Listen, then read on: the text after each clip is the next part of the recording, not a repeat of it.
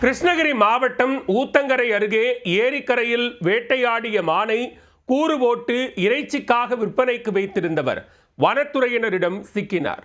மானை வேட்டையாடி வனவிலங்கு சட்டத்தை மீறியவருக்கு அதிகாரிகள் புகட்டிய பாடம் என்ன?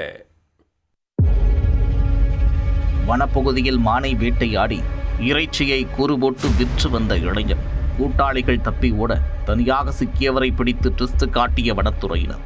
நடந்தது என் கிருஷ்ணகிரி மாவட்டம் ஊத்தங்கரை வனச்சரகத்திற்குட்பட்ட ஒன்னக்கரை காப்புக்காடு பகுதியில் மர்ம நபர்கள் சிலர் மான் வேட்டையில் ஈடுபடுவதாக வனத்துறையினருக்கு ரகசிய தகவல் கிடைத்தது. உடனே வனச்சரக அலுவலர் முனியப்பன் உத்தரவின் பேரில் வனவர்கள் சுபாஷ் நாராயணன் தலைமையிலான அதிகாரிகள் ஒன்னக்கரை காப்புக்காடு முழுக்க தேடுதல் வேட்டையை தீவிரப்படுத்தினர். இரவு நேர ரோந்து பணியையும் தீவிரப்படுத்தினர். அதில் கொண்டம்பட்டி புதூர் ஏரிக்கரை பகுதியில் இளைஞர் ஒருவர் அதிகாரிகளை கண்டதும் எதையோ காட்டுக்குள் தேடுவது போல பாவ்லா காட்டியிருக்கிறார்.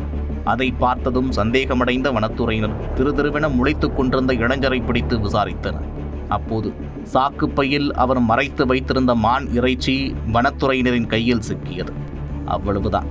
கையும் களவுமாக சிக்கிய இளைஞரால் எங்கேயும் தப்பிக்க முடியவில்லை.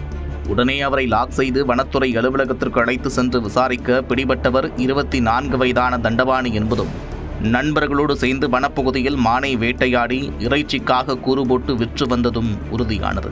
திப்பம்பட்டி கிராமத்தைச் சேர்ந்த இளைஞர்களின் இந்த மான் வேட்டை விசாரணையில் உறுதியானதை தொடர்ந்து தண்டபாணி மீது வன உயிரின பாதுகாப்பு சட்டத்தின் கீழ் வழக்கு பதிவு செய்யப்பட்டு நீதிமன்ற காவலுக்குட்படுத்தப்பட்டு சிறையில் அடைக்கப்பட்டார்.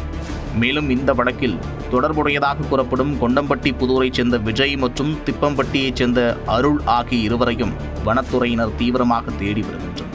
அவர்கள் இருவரும் பிடிபட்டால் மேலும் பல திடுக்கிடும் வேட்டை தகவல்கள் வெளிவரும் என்று எதிர்பார்க்கப்படுகிறது.